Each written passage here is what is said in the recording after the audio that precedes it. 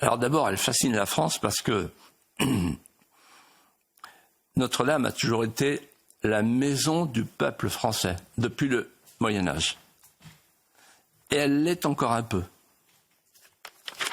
Pourquoi ? Parce que le peuple français y a déposé et a déployé les expressions les plus pures de son génie créateur.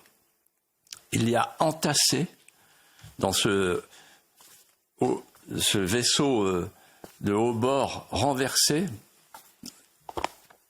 tourné vers la plèbe de Dieu, il y a entassé nos forêts, nos jardins, nos grimaces, nos soleils levants, et jusque dans les tuyaux d'orgue, nos tempêtes intimes. Mais Notre-Dame, c'est aussi, d'où la présence de 50 chefs d'État, une part essentielle du patrimoine de l'humanité. Pourquoi ? Parce que c'est là qu'est né le fameux art ogival qui a fait le tour du monde sous le nom de l'ouvrage français.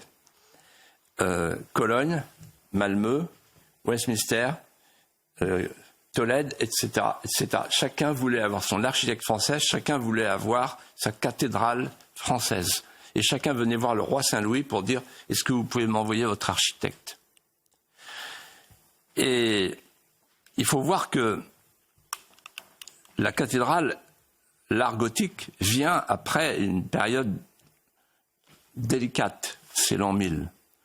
Tout ce qui tourne autour de l'an 1000, c'est la peur de la fin du monde. On a peur de la fin du monde, avant l'an 1000, après l'an 1000.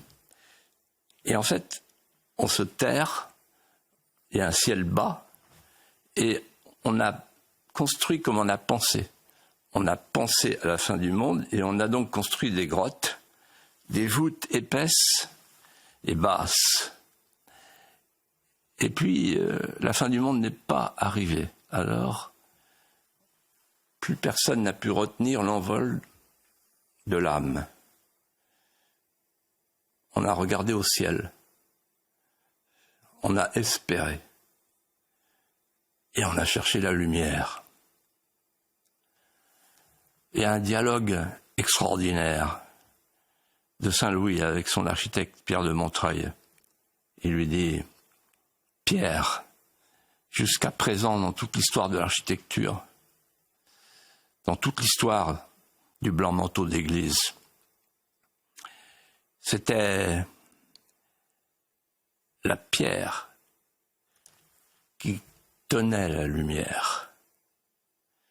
Eh bien, je veux que désormais, ce soit la lumière qui tienne la pierre. Notre-Dame de Paris.